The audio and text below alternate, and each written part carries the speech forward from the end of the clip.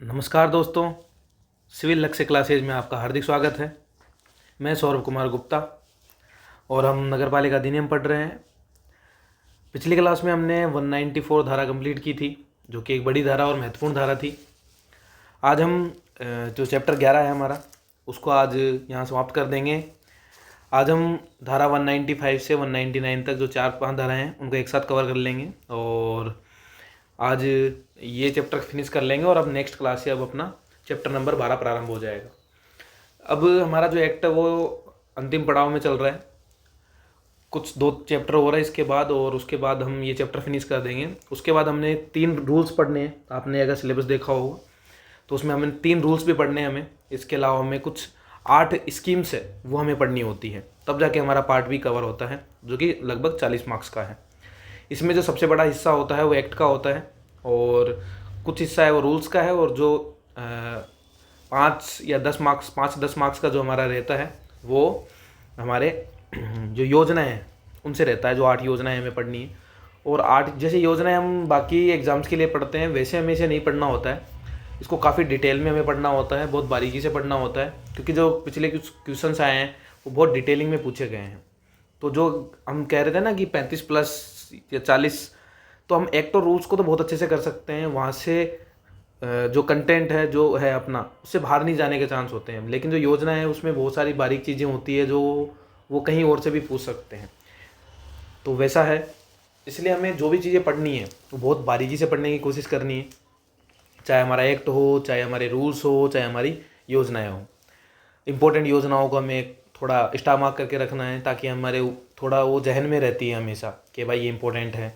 इसके अलावा धाराओं को थोड़ा सीक्वेंस में याद रखने की कोशिश करो। जैसे कि बहुत सारी धाराएं एक सीक्वेंस में होती है, कि नालियों वाली धाराएं एक साथ होती है, या हम अगर जैसे इसमें पढ़े थे तो इसमें बनाने की धाराएं एक साथ है, तोड़ने वाली धाराएं एक साथ। जैसे उससे पहले हमने नोटिस वगैरह मामला पढ़ा था, मांग का नोटिस पढ़ा था, या नीलामी वाले पढ़े थे। तो कुछ धाराएं ऐसी होती है जो सीक्वेंस में एक साथ चलती है, फिर उनका फेज बदलता है। मतलब एक अध्याय के अंदर भी ऐसे बोल सकते हैं, उसमें भी कुछ पार्ट्स होते हैं, तो उनको थोड़ा पार्ट्स में डिवाइड करके याद करने की कोशिश करो। जैसे हमारा ये एक बार ख़त्म होता है, उसके बाद मैं पर्टिकुलरली धाराएं याद करवाने के लिए कुछ तरीके बताऊंगा आपको। लेकिन पर मैं अभी ये चाहता हूँ कि आप जो भी पढ़ रहे हो ना, उसे इतनी बारीकी से पढ़ने की कोशिश को, अंदर डिटेल से पढ़ो, ताकि इससे क्या रहेगा ना कि हमें अंदर का मटेरियल याद रहता है ना, तो हम बाहर का आसानी से याद कर पाएंगे। सबसे इंपॉर्टेंट ये, क्योंकि जो क्वेश्चंस आएंगे ना वो मेनली अंदर से आएंगे। बाहर जो धाराओं के नंबर पूछेंगे, या तो वो वैसे पूछते हैं ABC और क ख का मिलान करवा लेंगे आपसे, या फिर उनको थोड़ा इस तरह से पूछा जाता है, डायरेक्टली ऐसे नहीं पूछेंगे इस धारा के अंदर क्या लिखा है, या तो मिलान करवाते हैं या 2-3 धाराओं के ऑप्शन देते हैं तब जाके करवाते हैं। तो धाराओं की संख्या याद करने से ज़्यादा उनका अंदर का जो कंटेंट है वो बहुत मायने रखता है हमारे लिए, इसलिए उस पर ज़्यादा फोकस करना है हमें। ठीक है, तो इसी के साथ अपनी क्लास शुरू करते हैं। आज हम धारा 195 पढ़ रहे हैं। इसमें क्या है, तो एक नाम आया इसमें, निवासियों का संगम, या फिर मैंने इसको एसोसिएशन द्वारा अपार्टमेंट या कॉम्प्लेक्स का रख रखा हो। तो ये क्या होता है, इसको पहले समझ लेते हैं। देखो, आपने देखा होगा कहीं भी जयपुर गए हो तो बड़े बड़े बिल्डिंग्स बनी होती है, ऐसी बड़ी ऊंची ऊंची 20-20, 15-15 मंजिल की बनी होती है। उसमें बोलते हैं फ्लैट्स बनते हैं। क्या बनते हैं? फ्लैट्स बने होते हैं। ठीक है, वो एक छोटी जगह पे ही एक बिल्डर के द्वारा बनाए गए होते हैं। भाई बिल्डर ही बनाता है, बिल्डर बना लेता है और उन फ्लैट्स को सेल कर देता है। ठीक है, सेल हो जाते हैं। तो और इसके अंदर क्या बनाया जाता है, इस पूरे बिल्डिंग में आपने देखा होगा कहीं, अगर आपने सीरियल वगैरह भी देखे हो तो उसके अंदर सोसाइटी बनती है एक सोसाइटी बोल दो या एसोसिएशन बोल दो। ठीक है, तो यहाँ के रहने वाले लोग क्या करते हैं, अपने में से किसी को अध्यक्ष बना देते हैं, किसी को कोषाध्यक्ष बना देते हैं, किसी को सदस्य बना दिया जाता है। तो ऐसे इनमें एक कमेटी बना दी जाती है। तो उस कमेटी को क्या कहा जाता है, निवासियों का संगम। वहाँ के रहने वाले लोगों का संगम है, वहाँ के रहने वाले लोगों का एसोसिएशन है ये। ठीक है, अपार्टमेंट समझ में आ गया क्या होता है, ये बड़े बड़े जो बने हुए हैं, या कॉम्प्लेक्स बोल दो इनको, अपार्टमेंट बोल दो, या फ्लैट्स बोल दो, कुछ ही बोल दो, पूरी बिल्डिंग को क्या बोल जाता है, सोसाइटी बोल दो। जैसे गोकुलधाम सोसाइटी के अंदर आपने देखा होगा तारक मेहता में भी, उसमें एक अध्यक्ष होता है, कोषाध्यक्ष होता है, वे बनाते हैं, मेंबर होते हैं, वो मिलकर फैसले लेते हैं अपनी सोसाइटी के लिए। तो वैसा ऐसा सिस्टम है इसके अंदर भी। ठीक है, तो निवासियों का संगम एसोसिएशन समझ में आ गया। इसका गठन कौन करता है ये याद रखना है। इसका गठन करता है जो भवन बनाता है, या तो जो बिल्डिंग बना रहा है बिल्डर, उसका द्वारा ये काम किया जाता है। विकासकर्ता का इंग्लिश में मीनिंग होता है बिल्डर। क्या होता है? बिल्डर। या तो बिल्डर बनाता है, या फिर किसी खुद की ज़मीन थी उसी ने बना दिया और उसने सेल कर दी, ऐसा भी हो सकता है। तो क्या हो सकता है? भवन निर्माता। ठीक है, फिर कॉम्प्लेक्स, इसमें होते कौन कौन है, या फिर कॉम्प्लेक्स इकाई के फ्लैट्स के स्वामियों द्वारा बनाया जाता है। या तो बिल्डर है वो बना के चला जाएगा, कि बना दिया उसने, हाँ भाई ये मेंबर ये बना दिया, या फिर जो ये रहने वाले लोग हैं वो आपस में ही अध्यक्ष सदस्य उपाध्यक्ष ये चुन लेते हैं। ठीक है, तो ऐसे तो ये बनता है। किसके तहत? इसका रजिस्ट्रेशन करना भी कंपलसरी होता है। अगर आप बड़ी जगह रह रहे हो, बड़ी बिल्डिंग में रह रहे हो, तो आपको इसका रजिस्ट्रेशन करना होता है। एक्ट के तहत रजिस्ट्रीकृत एसोसिएशन होना कंपलसरी है ये। ठीक है, तो रजिस्टर्ड भी होना जरूरी होता है। फिर इसके बाद कॉम्प्लेक्स के रख रखाव हेतु काम क्या करते हैं ये? तो कॉम्प्लेक्स में बहुत सारी चीज़ें, मैनेजमेंट, सिंपल बात है, मैनेजमेंट करने का काम होता है।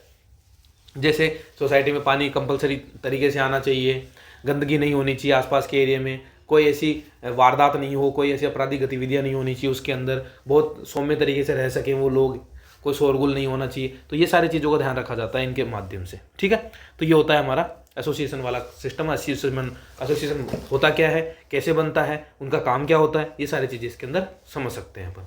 इसके बाद बात करते हैं जो बिल्डर होता है, भवन निर्माता होता है, बिल्डर होता है, उसके क्या क्या दायित्व होते हैं, कैसे वो सारे काम को मैनेज करता है। तो देखो, सबसे पहले इसके क्या क्या दायित्व होंगे। तो जो आप मकान बना रहे हैं उसकी अनुमति के आवेदन के साथ निवासियों की प्राप्त सुविधाओं का विवरण उसे देना होता है। ये बहुत इंपॉर्टेंट चीज़ है। जैसे कि जब बिल्डर परमिशन लेने जाएगा कि हाँ भाई हमें कुछ बनाना है, कुछ बिल्डिंग बनानी है बड़ी सार की ये, तो इसके लिए आप हमें परमिशन दे दें, तो उसके साथ डॉक्यूमेंट जाएंगे ना, उसमें एक चीज़ और ले जानी होती है उसको। परमिशन के लिए जो डॉक्यूमेंट जाएंगे ना, उसमें एक चीज़ लेके जानी पड़ती होता है कि हम जो सुविधाएं देंगे ना, जैसे कि इस बिल्डिंग है, इसके पास आसपास बहुत एरिया होगा, इसमें हम पार्क की व्यवस्था दे रहे हैं, या जिम दे रहे हैं, यहाँ पार्किंग की व्यवस्था दे रहे हैं, यहाँ पर इनके मनोरंजन के लिए हम कुछ जगह छोड़े हुए हैं, तो ये सारी व्यवस्था, यहाँ मंदिर बना रहे हैं हम, तो ये व्यवस्था दे रहे हैं। इसके अलावा पानी की व्यवस्था है, थिएटर की व्यवस्था है, बिजली की व्यवस्था, ये सारी व्यवस्थाएं हम सुख सुविधा है, जो भी उनको फैसिलिटीज़ मिल रही है ना वहाँ के रहने वाले लोगों के, उसका भी एक विवरण, एक ब्यौरा बना के देना होता है। भाई ये फैसिलिटी, सीवरेज की व्यवस्था ऐसी है हमारे यहाँ पे, तो सारी फैसिलिटीज़ की डिटेल वहाँ देनी कंपलसरी होती है। कब? जब वो परमिशन के लिए वो दे रहे होते हैं, आवेदन दे रहे होते हैं। ठीक है, इसके अलावा कॉम्प्लेक्स के रख रखाव हेतु मैनेजमेंट के लिए एक फंड बनाना होता है उसको। भाई ऐसे तो चलेगा नहीं कि मैनेजमेंट अपने आप हो जाएगा, भाई अपने आप उसकी कॉम्प्लेक्स की सफाई हो जाएगी, या अपने आप पानी की व्यवस्था हो जाएगी, अपने आप सारा काम, ऐसे तो कभी नहीं होगा। उसके लिए पेमेंट की जरूरत होगी, फंड की जरूरत होगी। तो क्या करते हैं, जैसे कि अगर आपने कभी फ्लैट लिया हो तो मेंटेनेंस चार्ज वसूल किया जाता है आपसे। अगर आपने रेंटल भी लिया हो या खरीदा हो कभी, तो एक मेंटेनेंस चार्ज आपसे वसूल किया जाता है कि हाँ पर मंथ आपको 2000, 5000, 10,000 रुपये मेंटेनेंस देना होता है उस जगह का। ठीक है, तो मेंटेनेंस चार्ज आपसे लिया जाता है, और वो मेंटेनेंस चार्ज इस फंड में आके जमा होता है, और इस फंड में जमा होने के बाद उसमें से बारी बारी खर्च किया जाता है। अगर कोई फंक्शन होता है उसमें भी यहीं से खर्च होता है, जो भी इवेंट्स वगैरह कुछ करने होते हैं उसमें लिए फंड काम आता है। ठीक है, तो कॉम्प्लेक्स के रखरखाव के लिए फंड बनाया जाता है, किसके द्वारा? बिल्डर के द्वारा। फिर उसको, और इसके अलावा जो भवन से संबंधित जो भी दस्तावेज है वो सारे जैसे एसोसिएशन बनाता है बिल्डर, भाई बिल्डर ने ये फंड भी बनाता है, एसोसिएशन बनाता है, और उसके बाद इन दोनों को एसोसिएशन को ट्रांसफर कर देता है जो भी डॉक्यूमेंट है उनसे संबंधित। तो एसोसिएशन के निर्माण होने के बाद भवन निर्माता एसोसिएशन को इन्हें सौंप देता है, सुपुर्द कर देता है कि भाई अब आपकी टेंशन है, ये मैंने सारे फ्लैट्स बेच दिए हैं, एसोसिएशन बना दिया है, फंड बना दिया है, सारी परमिशन वगैरह ले लिए, ये इस तरह से रखिए, आपकी गारंटी है। ठीक है, तो ये काम करना होता है बिल्डर को। इसके अलावा नगर पालिका मकान बन जाता है, उसके बाद एक पता है आपको, अधिभोग प्रमाण पत्र बोल दो या पूर्णता प्रमाण पत्र। एक तो अधिभोग प्रमाण पत्र होता है, एक पूर्णता प्रमाण पत्र। भाई अब हमने मकान पूरा कर लिया है, उसका यूज हम करने के लिए परमिशन चाहते हैं, तो एक सर्टिफिकेट नगर पालिका के द्वारा जारी किया जाता है। किसको? बिल्डर को। ठीक है, कब जारी किया जाएगा? जब भवन निर्माता द्वारा अपने सारे दायित्वों का भली प्रकार से निवारण, जो ये काम है ना, भाई परमिशन लेने वाला, कॉम्प्लेक्स का फंड बनाने वाला, एसोसिएशन बनाने वाला, उनको एसोसिएशन को डॉक्यूमेंट सौंप देगा, वो सारे काम कर चुका होगा ना, उसके बाद ही ये पूर्णता प्रमाण पत्र मिलेगा, अधिभोग प्रमाण पत्र मिलेगा कि भाई अब आप मकान को यूज कर सकते हो। ठीक है, ये होता है हमारा 195 कंप्लीट। यहाँ पे तो अपन ने क्या पढ़ा 195 में? सिंपल, एक तो एसोसिएशन के बारे में पढ़ा, एसोसिएशन क्या चीज़ है। भाई एसोसिएशन सिंपल है, वहाँ रहने वाले लोगों का एक ग्रुप होता है जिसमें अध्यक्ष, उपाध्यक्ष, कोषाध्यक्ष वगैरह, सदस्य वगैरह सब होते हैं। ठीक है, इसका निर्माण कौन करता है? तो बिल्डर खुद कर सकता है, या फिर जो एसोसिएशन वहाँ के रहने वाले लोग आपस में मिलकर इसका निर्माण कर सकते हैं। इसको एक्ट के तहत रजिस्ट्रेशन करना होता है नगर पालिका के अंदर, भाई यहाँ ये एसोसिएशन यहाँ काम कर रहा है। इसके अलावा इसका काम क्या होता है? तो कॉम्प्लेक्स का रखरखाव में ये काम करता है। बिल्डर के क्या क्या दायित्व होते हैं? तो बिल्डर को निर्माण के टाइम पे परमिशन लेनी पड़ती है, और परमिशन के जो डॉक्यूमेंट होते हैं उनके साथ में निवासियों को दी जाने वाली सुख सुविधाओं का क्या करना होता है? विवरण, ब्यौरा देना होता है। ठीक है, इसके अलावा एक फंड बनाना होता है कॉम्प्लेक्स मैनेजमेंट के लिए। इसके अलावा जो भी भवन से संबंधित दस्तावेज है एसोसिएशन बना के उनको सुपुर्द करना होता है। अपने दायित्व पूरे कर लेता है, उसके बाद नगर पालिका के पास जाता है, वहाँ से पूर्णता प्रमाण पत्र प्राप्त कर पाता है वो। ठीक है, ये होता है हमारा 195 कंप्लीट। फिर आ जाते हैं हम धारा नंबर 196 पर। किस पे आ जाते हैं? 6 ये क्या कहता है, तो अनुमति और निर्माण की विशिष्टताओं को प्रमुख रूप से प्रदर्शित करना। ये क्या होता है भाई, जैसे बिल्डर ने ये बिल्डिंग बनाई, आपने कभी अगर बड़ी बिल्डिंग को देखी होंगे ना, उसके बाहर एक बड़ा सा बोर्ड लगा होता है 4x4 का। कितना होता है वो, साइज भी याद रखना, 4x4 फुट का, 4 फुट इतना, 4 फुट इधर, ये इतना एक चौकोर सा बोर्ड लगा होता है। उस बोर्ड पर सारी डिटेल लिखी जाती है, किस को बनाया किस बिल्डर ने है, ठीक है, इसमें क्या क्या चीज़ें यूज की गई है, पार्किंग की व्यवस्था कहाँ है, अनुमति कितनी तारीख को इसकी अनुमति मिली हुई है, इसके स्वामी कौन है, उसका पता क्या है, वो सारी डिटेल इसके अंदर लिखनी होती है। तो जो अनुमति ली है उसकी और जिन निर्माण की विशिष्टताएं उनको प्रमुख रूप से इसके अंदर दिखाया जाता है। तो 4x4 फुट का आकार, ये बहुत इंपॉर्टेंट है, आपसे आकार पूछा जा सकता है। तो 4x4 क्या क्या है, 4x4 गाड़ी क्या कौन सी होती है, Thar, 4x4 Thar rocks 4x4, तो कैसे याद रखेंगे, तो ये फुट भी कितना था 4x4, ठीक है। हाँ, तो ऐसे याद रखना है। निर्माण से संबंधित समस्त जानकारी प्रदर्शित की जाएगी कि क्या कौन कौन सी वह निर्माण करता है, बिल्डर जो है या तो खुद व्यक्ति है, कोई संस्था काम कर रही है तो उसका नाम पता, भवन का स्वामी है तो उसका नाम पता, नगर पालिका से अनुमति ली उसकी तारीख लिखनी है, पार्किंग व्यवस्था जो व्यवस्था दी जा रही है उनकी डिटेल यहाँ दी जाती है। अगर इसका पालन नहीं करते हैं आप, अगर इस चीज़ का पालन नहीं करते तो आपके ऊपर 50,000 रुपये तक का जुर्माना लगाया जाता है। कितना लगाया जाता है, 50,000 रुपये का जुर्माना आपके ऊपर ठोका जा सकता है, आपने अगर 4x4 का बोर्ड नहीं लगाया, ये डिटेल नहीं दी है तो ये बहुत बड़ी गलती हो सकती है आपके द्वारा, आपको ये सारे काम करने होंगे। तो सिंपल क्या है, 4x4 फुट का बोर्ड लगाना है, सारी जानकारी डिटेल्स उसके अंदर भरनी है, और अगर नहीं करते तो 50,000 का जुर्माना आपको भुगतना पड़ेगा। फिर इसके बाद आ जाते हैं धारा नंबर 197। ये क्या है, मरम्मत आदि के दौरान होर्डिंग लगाना।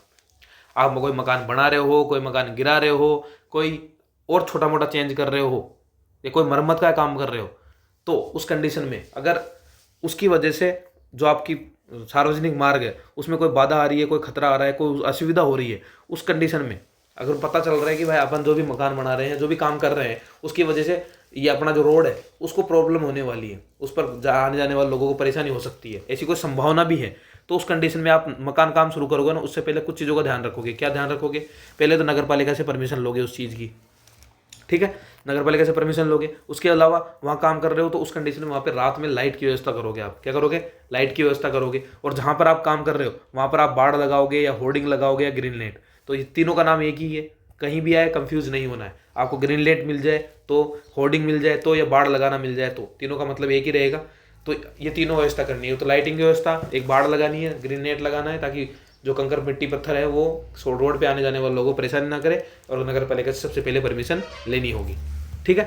अगर आप सब ये काम नहीं करते तो आपको 1,000 से 2,000 रुपये का जुर्माना, और 50 अगर उसके बाद भी जारी रख रहे हो तो उसके बाद 50 से 100 रुपये का जुर्माना आपको देना होगा, किसे, नगर पालिका को, ठीक है। तो क्या पढ़ा अपन ने, कोई भी आप मरम्मत का या छोटा मोटा कोई भी काम करवा रहे हो और उससे पता है कि रोड पे आने जाने वालों को प्रॉब्लम होने वाली है, तो उससे पहले ही आपको नगर पालिका से परमिशन लेनी होगी, रात में लाइट की व्यवस्था और बाड़ लगा के उसको सुरक्षित करना होगा। अगर नहीं करते तो 1,000 से 2,000 का जुर्माना, और जारी रखते हो तो 50 से 100 रुपये का जुर्माना आपको एक्स्ट्रा देना होगा, ठीक है। फिर आ जाते हैं हम धारा नंबर 198। ये क्या कहता है, सुख सुविधाओं के रखरखाव का उत्तरदायित्व लेना। ये क्या होता है, जैसे कि आपने बिल्डर हो, आपने मकान बना लिया, एसोसिएशन बना गए और सीवरेज की व्यवस्था भी कर दी आपके लिए, लेकिन आप वाले कॉम्प्लेक्स के सीवरेज को नगर पालिका के सीवरेज से कनेक्ट करना हुआ, नगर पालिका का पानी आपके एसोसिएशन को देना हुआ, आपकी सोसाइटी तक पहुंचाना हुआ, लाइटिंग की व्यवस्था आपके सोसाइटी तक पहुंचानी हुई, ये सारा काम तो नगर पालिका करेगी ना भाई। ये वाली फैसिलिटी तो नगर पालिका आपको सौंपेगी। तो ये क्या होगा, नगर पालिका उत्तरदायित्व तो नहीं लेगी। अब जैसे आपके नगर पालिका का सिस्टम और शुरू किया है, वो गाड़ी वाला आया, घर से कितना निकाल, तो ये कचरा वचरा उठाने का काम तो नगर पालिका ही करेगी ना। नगर पालिका ये काम तब करेगी, कब करेगी, देखो, यदि नगर पालिका ये उत्तरदायित्व तो नहीं लेगी यदि आपने सुख सुविधाओं संबंधित दस्तावेज नगर पालिका को पेश नहीं किए। मैंने आपको पिछली वाली धारा में पढ़ाया, एक कौन सी धारा में, धारा 195 में आपको बताया ना कि जब भी वो आवेदन करेगा उससे पहले उसे सुख सुविधाओं संबंधित डॉक्यूमेंट नगर पालिका को सुपुर्द करने होंगे। अगर वो नहीं करता है तो उस कंडीशन में 198 के तहत उसे ये वाली सुख सुविधाएं नहीं दी जाएगी, ठीक है। इसके अलावा नगर पालिका ने आपके कॉम्प्लेक्स की जांच की और जांच करने में पता चला कि कॉम्प्लेक्स के निर्माण में या जो अभी चल रहा है उसमें बहुत सारी कमियां हैं, तो दोनों ही कंडीशन में नगर पालिका आपको कोई सुविधाएं उपलब्ध नहीं कराएगी, उत्तरदायित्व तो लेगी ही नहीं कि हम नहीं करवा रहे भैया, क्योंकि आपके लक्षण ही नहीं अच्छे। सीधी बात ये बोलेगी नगर पालिका ना। तो पहले बिल्डर ने मेरे को हमको बताया कि आपको ये सुख सुविधाएं मिलने वाली है, तो हम कैसे दें आपको, हमारी रिस्पॉन्सिबिलिटी नहीं है उसको लेके।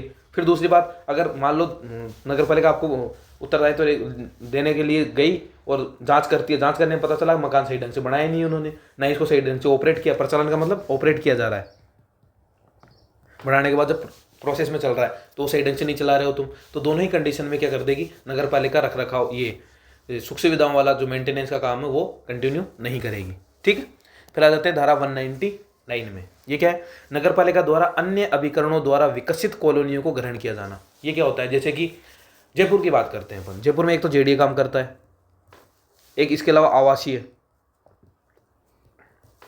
काम करता है, एक जयपुर आवासीय वाला करता है ना, एक हाउसिंग बोर्ड जिसे बोलते हैं, क्या बोलते हैं, हाउसिंग बोर्ड भी काम करता है, वहाँ पे 2 काम करता है। हाउसिंग बोर्ड भी मकान का काम, बहुत सारी बिल्डिंग्स वगैरह बनाते हैं। जेडीए का भी ये भी काम होता है, भाई जेडीए को सुपुर्द करना होता है।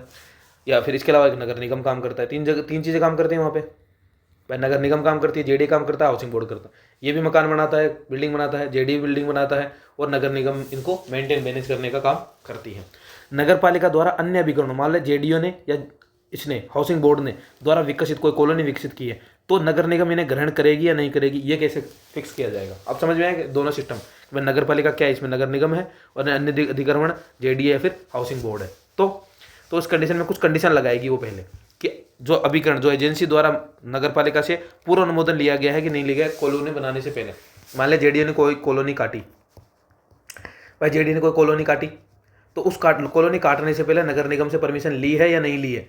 अगर नहीं ली है तो ये नगर निगम है उसके लिए कोई काम नहीं करेगी, और परमिशन ली है तो नगर पालिका काम कर देगी। फिर दूसरे, नगर पालिका के नियमों के हिसाब से काम किया है नहीं किया है उस कॉलोनी के निर्माण में। अगर नगर पालिका के नियमों का पालन नहीं किया है तो जो नगर निगम है उसके लिए काम नहीं करेगी। और 198 के तहत सुख सुविधा उपलब्ध कराई जा रही है, नहीं कराई जा रही है, नहीं कराई जा रही तो नगर निगम वापिस इसमें हस्तक्षेप नहीं करेगी, सिंपल बात है। तो नगर पालिका द्वारा अन्य अधिक्रमणों द्वारा विकसित कॉलोनी को ग्रहण तभी किया जाएगा जब उसके लिए पूर्व अनुमोदन नगर पालिका से लिया गया है, पूरे रूल्स एंड रेगुलेशंस का वो किया गया है, वो सारी सुख सुविधाएं उपलब्ध करवाई गई है 198 के तहत, तब जाके वो ग्रहण करेगी। और ग्रहण करने के बाद नगर पालिका के पास कॉलोनी की समस्त संपत्तियों के उपयोग का पूर्ण अधिकार प्राप्त हो जाएगा। ठीक है, तो ये हमारे 199 खत्म होता है, अध्याय 12 आदि इसी के साथ समाप्त होता है। एक बार रिकेप करवा देता हूँ फटाफट से। ठीक है, तो 195 की बात करें तो 195 जिसमें एसोसिएशन की बात की है, अपार्टमेंट्स की बात की है, क्या था कि भाई इसका गठन कौन कर सकता है, तो बिल्डर कर सकता है या फिर एसोसिएशन वाले लोग, मतलब उस वहाँ पे रहने वाले फ्लैट के लोग आपस में मिलकर कर सकते हैं। इसका रजिस्ट्रेशन कराना कंपलसरी होता है, और साथ में इनका काम क्या होता है, तो मेंटेनेंस का काम इनका होता है। जो बिल्डर होता है उसका क्या क्या दायित्व है, एक तो परमिशन प्राप्त करेगा, उसके साथ जब परमिशन लेने जाएगा तो जो वो सुख सुविधाएं उपलब्ध करा रहा है निवासियों को उसका एक ब्यौरा तैयार करके लेके जाएगा। फिर एक फंड बनाएगा जो कि कॉम्प्लेक्स के मैनेजमेंट के लिए काम आएगा, और भवन संबंधी जो भी दस्तावेज है वो एसोसिएशन बनने के बाद उनको सुपुर्द कर देगा। उसके बाद वो नगर पालिका जाएगा, नगर पालिका से पूर्णता या फिर अधिभोग प्रमाण पत्र प्राप्त करेगा, उसके बाद उसका काम समाप्त हो जाएगा। फिर 196 क्या कहता है कि 4x4 का एक बोर्ड बनाना है, उसके अंदर उसके जो बिल्डिंग बनाई है उसकी सारी डिटेल लिखनी है, साथ ही साथ जो अनुमति प्राप्त की नगर पालिका से वो सारी बनानी। तो बिल्डर कौन था, उसका नाम, उसका पता लिखना है, या स्वामी जो बिल्डर मकान का स्वामी है उसका नाम पता लिखना है, साथ ही साथ जिस दिन नगर पालिका से परमिशन मिली है उसकी जानकारी लिखनी है, सुख सुविधाओं की जानकारी निकली है मोटी मोटी। अगर इसका पालन नहीं करते हैं तो 50,000 रुपये का जुर्माना आपको भुगतना होगा। इसके अलावा मान लो आप कोई बिल्डिंग बनाई है, उसके बाद कोई मरम्मत का काम करवा रहे हो, तो उसके बाद और उसके पास रोड है और पता है कि उससे रोड को प्रॉब्लम होने वाली है, तो उस कंडीशन में आपको ग्रीन नेट लगाना है, लाइटिंग की व्यवस्था करनी है, और सब काम करने से पहले आपको नगर पालिका की परमिशन लेनी होगी। ठीक है, अगर नहीं करते हो तो 1,000 से 2,000 का जुर्माना और 50 से 100 रुपये पर डे के हिसाब से आपको एक्स्ट्रा जुर्माना देना पड़ सकता है। 198 क्या कहता है, नगर पालिका आपको जो सुख सुविधा दी गई है उसको मेंटेन रखने का, मेंटेन मतलब कंटिन्यू रखने का काम कब करेगी, उत्तरदायित्व तो कब लेगी, जब आपने या तो उस अनुमति के दौरान परमिशन नगर पालिका को डॉक्यूमेंट दिए हैं उससे संबंधित, या फिर नगर पालिका को जांच में पता चला कि आपका कॉम्प्लेक्स का जो निर्माण किया गया, जो ऑपरेशन चल रहा है अभी के टाइम सही ढंग से चल रहा है, तो आपको आपके ये जो सुख सुविधा वाला उत्तरदायित्व वो रख सकती है। फिर इसके अलावा नगर पालिका किसी अन्य एजेंसी के द्वारा, अगर कोई एजेंसी, अभिकरण, एक चीज़ और बता, अभिकरण को इंग्लिश में बोलते हैं एजेंसी, ठीक है, तो अन्य एजेंसी द्वारा विकसित कॉलोनी को ग्रहण किया जाए, यानी नगर पालिका क्या कर सकती है, भाई किसी और कंपनी ने या कोई जैसे जेडीए ने या फिर हाउसिंग बोर्ड ने कोई कॉलोनी काटी है, बनाई है, तो वो नगर पालिका खुद अपने पास रख सकती है, ग्रहण कर सकती है कि भाई आगे से हम मैनेज कर लेंगे इसको। वो कब करेगी, जब एजेंसी ने नगर पालिका से पहले परमिशन लिए कॉलोनी काटने की, या फिर सारे रूल्स एंड रेगुलेशन का फॉलो किया है और 198 के तहत सुख सुविधाएं उपलब्ध कराई है, तभी वो ग्रहण करेगी। और ग्रहण करने के बाद सारी जो भी उससे संबंधित संपत्तियां हैं, कॉलोनी संपत्ति संबंधित संपत्तियां हैं, उन सभी का यूज करने का पूर्ण अधिकार किसको प्राप्त हो जाएगा? नगर पालिका को प्राप्त हो जाता है। ठीक है, तो ये जाता है हमारा आज यहीं पर चैप्टर 11 समाप्त। ठीक है, तो आशा करता हूँ देखो आपको समझ में आ रहा होगा। और अभी थोड़ी क्लासेस ढीली ढाली सी चल रही है, पर मैं थोड़ा ट्रैक पे लाने की कोशिश कर रहा हूँ। हाँ, और अभी कुछ सीएल बची हुई है मेरी, तो मंथ एंड है, तो फिर थोड़े सीएल्स भी यूज़ कर रहा हूँ। सैटरडे संडे है अभी ऑफ, तो इनका अच्छे से यूज़ करके आपको क्लासेज में रेडी कर रहा हूँ। कुछ क्लासेज में रिकॉर्ड करके भी रख रहा हूँ, ताकि मैं कभी इधर उधर हो भी जाऊँ तो आपको कम से कम क्लासेज टाइमली प्रोवाइड हो सके। नोट्स भी प्रिपेयर कर रहा हूँ, जितने मैक्सिमम हो सकेंगे मैं कर रहा हूँ। और आप अपनी पढ़ाई को बहुत कंटिन्यू रखो। देखो एग्ज़ाम, बहुत सारे मुझसे ये पूछ रहे हैं कि एग्ज़ाम कब तक होगी सर, कैसी होगी सर। देखो मेरा मानना है कि एग्ज़ाम नोटिफिकेशन आए ना, उससे पहले आप इतने प्रिपेयर हो जाओ कि बस मुझे रिवीजन की ज़रूरत है और मैं एग्ज़ाम दे आऊँगा। आपको बहुत सारे क्वेश्चंस करने हैं, बहुत कंपटीशन है इस एग्ज़ाम में। देखो पिछली बार जब एग्ज़ाम थी ना, उस टाइम शायद इतने कंपटीशन नहीं था, लोग इतने अवेयर नहीं थे, और बहुत सारी ऐसी एग्ज़ाम्स आई हुई थी जिसकी वजह से वो अपने आप को डाइवर्ट किए हुए थे। लेकिन जब ये एग्ज़ाम होगी ना, उस टाइम बहुत भारी एग्ज़ाम्स नहीं हो पाएंगी, बहुत सारी छोटी मोटी एग्ज़ाम चल रही होंगी और लोग इस पर अच्छे से फोकस्ड रहेंगे। और अभी देख रहे होंगे आपके बाहर आप कि बहुत सारी टेस्ट सीरीज चल रही है, बहुत सारे कोर्सेज चल रहे हैं, बहुत सारी और भी चीज़ें चल रही हैं इनको लेके। क्यों? क्योंकि अब लोग अवेयर हो गए हैं इस वैकेंसी को लेके, और कंटिन्यूस में दोबारा आ गई है ये, तो लोग, और इसकी जो रुतबा है और जो पोजीशन है वो काफ़ी अच्छी है, तो इसलिए लोग इसके लिए बहुत अट्रैक्ट भी हो रहे हैं, काफ़ी अच्छी तैयारी भी कर रहे हैं। तो मैं आशा करता हूँ आप बहुत अच्छे से तैयारी करो, बहुत अच्छे से बारीकी से पढ़ो चीज़ों को लेके। और सिंपल है, बहुत भारी नहीं है ना। तो इसमें देखो ना कोई मैथ्स है ना कोई रीजनिंग है, जो इसका एक खौफ रहता है ना बहुत सारे स्टूडेंट को कि हाँ यार मैथ मुझे नहीं आती है, ना कोई इंग्लिश है ना कोई हिंदी है। बहुत ईजी सिलेबस है, बस ये है कि आपको बहुत बारीकी से पढ़ना है, जितना अच्छा पढ़ सके अच्छा, अच्छे से अच्छा पढ़ो। सिंपल है, इसमें बेस्ट टू बेस्ट करने की कोशिश करो। ये नहीं सोचना कि सिर्फ सिलेक्शन लेना है, ये सोचना कि मुझे फर्स्ट रैंक ना ली, ये सोचो ना। क्यों? क्योंकि रैंक का बहुत फायदा है। ये आपको अभी नहीं, जब जॉब में आओगे ना उसके बाद पता चलेगा कि आपके प्रमोशन सबसे पहले हो रहे हैं आपके बैच में, सबसे पहले आपका प्रमोशन होगा। उसके बाद जब सेकंड प्रमोशन होगा तब भी आपका नंबर पहले आएगा, थर्ड प्रमोशन होगा तब भी आपका नंबर पहले आएगा, क्योंकि आप फर्स्ट रैंकर हो, उस बैच के टॉपर हो। तो सबसे बड़ी इंपॉर्टेंट चीज़ यही है कि आप अपने आप को ऊपर रैंक पर भी सोचो। यही नहीं कि मुझे अपनी सिर्फ बेरोजगारी खत्म करनी, अरे वो तो हो ही जाएगी ना भाई, वो तो ऐसे भी हो जाएगी। तो आप अपने आप को थोड़ा पुश करो इस चीज़ को लेके कि हमको बहुत अच्छे से तैयारी करनी है, बहुत बारीकी से बिल्कुल ध्यान से पढ़ लेना है। बहुत सारे क्वेश्चंस करो, जितने क्वेश्चंस कर सकते हो करो, पुराने क्वेश्चन निकालो, पुराने पेपर्स हैं वो निकाल लो, उनको देखो बारीकी से क्या क्वेश्चन पूछे हुए हैं, योजनाएं वगैरह हैं उनको डिटेल में पढ़ने के लिए वहाँ की वेबसाइट चले जा सकते हो, उनकी पर्टिकुलर वेबसाइट पर जाओ, उस पर्टिकुलर योजना को बहुत डिटेल में पढ़ो। ऐसा करो, इससे क्या होगा, एक आपको खुद से कुछ तैयारी करते हैं ना, तो एक हमारा कॉन्फिडेंस है वो एक्स्ट्रा बूस्ट होता है। जैसे अब अपनी तैयारी को खुद में, अगर जैसे मैंने कुछ डाटा लिखा हुआ है, उस डाटा में अगर आप एक भी डाटा ऐड करते हो ना, तो उसके बाद आपको लगेगा यस मैंने कुछ एक्स्ट्रा ऐड किया है पढ़ने के लिए, और एक्स्ट्रा की जरूरत है। अभी जैसा कंपटीशन है उसमें जितना आप एक्स्ट्रा करोगे उतना ही बेनिफिट है। मैं ये नहीं बोलता कि सिर्फ मेरा कंटेंट ही बहुत है या किसी और का कंटेंट बहुत है, कभी नहीं हो सकता वो का बहुत। कंटेंट को जितना ऐड ऑन कर सकते हो ऐड ऑन किया जाना चाहिए, जितना एक्स्ट्रा पढ़ सकते हो पढ़ा जाना चाहिए, जितनी एक्स्ट्रा चीज़ें पढ़ी देखी सुनी जा सकती है वो करनी चाहिए। क्यों? क्योंकि मैंने बहुत बार एग्जाम में ऐसा देखा है कि अपना पढ़ा हुआ कम और कभी बहुत सुना हुआ देखा हुआ काम आ जाता है। तो इसलिए जितना भी आप कर सकते हो और पूरा ध्यान अपने इस पढ़ाई पे लगा दो। कोई और एग्ज़ाम भी दे रहे हो आप, मान लो आप किसी और एग्जाम के लिए भी प्रिपेयर कर रहे हो, आरएस प्री के लिए, मेंस के लिए प्रिपेयर कर रहे हो, तो पहले इसमें पार्ट बी वाला पोर्शन ही तो आपके लिए अलग है ना।